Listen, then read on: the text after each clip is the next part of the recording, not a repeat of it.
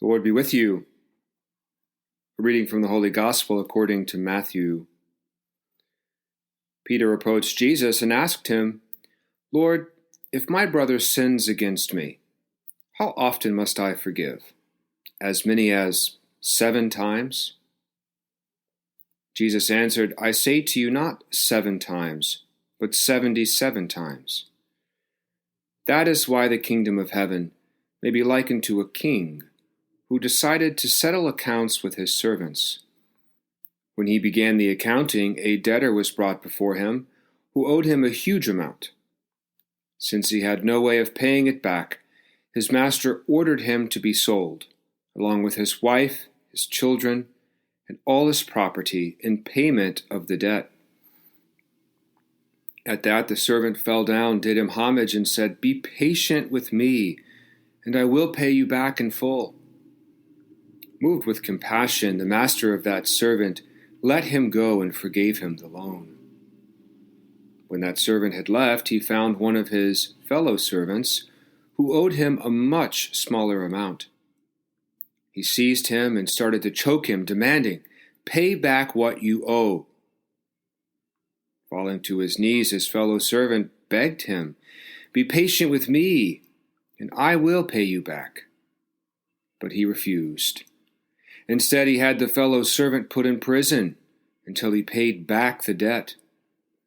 Now when his fellow servants saw what had happened, they were deeply disturbed and went to their master and reported the whole affair. His master summoned him and said to him, 'You wicked servant, I forgave you your entire debt because you begged me to. Should you not have had the pity on your fellow servant, as I had pity on you?' Then in his anger his master handed him over to the torturers, until he should pay back the whole debt. So will my heavenly Father do to you, unless each of you forgives your brother from your heart." The Gospel of the Lord. If we venture into our kitchens this morning and do a head count of all of our dishes, we may find we have a few imperfect sets: 7 dinner plates, 5 saucers, 9 glasses, 3 soup bowls. Incomplete sets are the mark of a lived-in kitchen. Many of us have children or grandchildren running around, which might account for an occasional mishap. I myself am clumsy from time to time. Maybe a bowl fell off the counter last week. A glass broke in the dishwasher. A wet plate slid from our hands. So, what do we do when a dish breaks? We sweep it into the trash bin. That's how we deal with most things when they're broken. That space heater that fizzled out in the winter, that wobbly wooden chair, that old couch the kids jumped on just one too many times. Toss it, drag it to the curb, throw it in the dumpster. But what about a broken heart? A weak marriage? A fractured friendship? Crumbling relationship with God?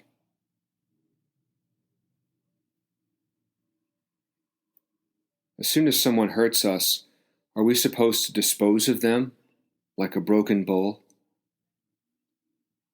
Or can damaged relationships be pieced back together?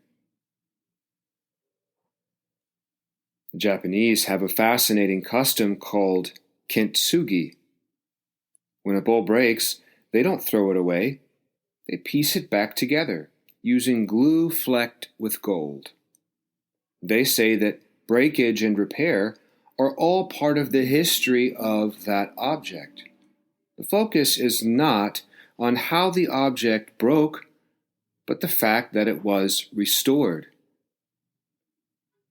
This is where the Lord is directing our attention this week: mending relationships. We all carry some hurt in our hearts.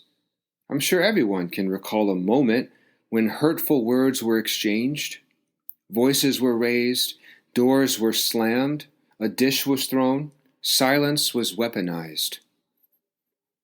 Maybe that was as recent as yesterday, or even this morning. This type of heated conflict breaks our communion with others. So how do we piece it back together?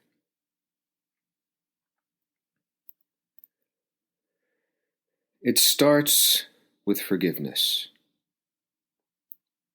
In today's gospel, Jesus tells us to forgive, not 7 times, but 77 times, meaning we should forgive without limits. This does not mean that we're naive, that we function as doormats or willingly place ourselves in a position to be hurt over and over again. No. When someone hurts us, we must be honest. Name the wound. Identify the hurt. Share what's on our heart, but then flush the anger out. Let it go. While we have a right to be angry if we're wronged, countless studies have shown that withholding forgiveness affects our own physical and mental health, hurting us more than anyone else. Anger raises our blood pressure. It disrupts our sleep. It weakens our immune system and decreases our overall sense of happiness. Anger only continues the pain that someone else has caused. As St. Paul says, do not let the sun set on your anger. Do not give the devil a chance to work on you. Holding anger in is like ingesting toxic waste. It poisons us inside. But letting go of our anger is what makes forgiveness so hard. While we have the right to be angry, forgiving someone means that we forfeit that right. We waive our power and all opportunities to play passive-aggressive, to weaponize our silence, to win an argument, or to seek revenge. We let go of that negativity for the sake of our own peace and for the hope of future reconciliation. Forgiveness, however, is not synonymous with reconciliation. Forgiveness simply opens the door to reconciliation. Reconciliation is much more difficult. It's a two-way street. Both parties must desire it. But even if the person who's wronged us never repents, we should still forgive them for the sake of our own health.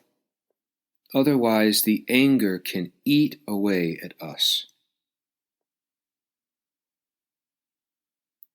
If we ventured into our kitchens this morning and did a head count of all our dishes, we may find we have a few imperfect sets. Mistakes happen. Plates fly. Dishes break. But the dishes don't have to be thrown away. They can be pieced back together. Similarly, the relationships we hold dear crack on occasion. Conflict happens. Trust is lost. Hearts are broken. It's a consequence of living in an imperfect world.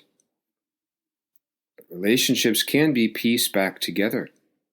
It starts with forgiveness, which the Lord tells us to extend not 7 times, but 77 times. Who is the Lord urging me to forgive, either past or present?